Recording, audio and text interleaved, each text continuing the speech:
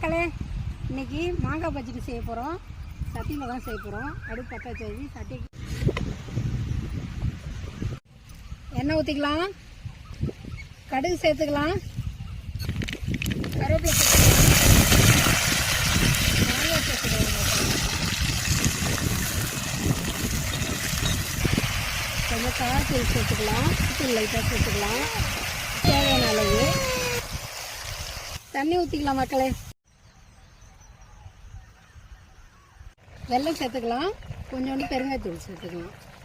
மாங்காய் பச்சடி ரெடி ஆயிடுச்சு, இறக்கலாம். மக்களே, மாங்காய் பச்சடி ரெடி ஆயிடுச்சு. பாருங்கள், சுட சுட ரெடி ஆயிடுச்சு. இது எங்கள் அம்மாவை பார்த்து நான் கற்றுக்கிட்டது, என்னோட ஸ்டைலில் நான் பண்ணியிருக்கேன். நல்லா வந்திருக்கு. நீங்களும் இது மாதிரி ட்ரை பண்ணி பாருங்கள் வீட்டில்.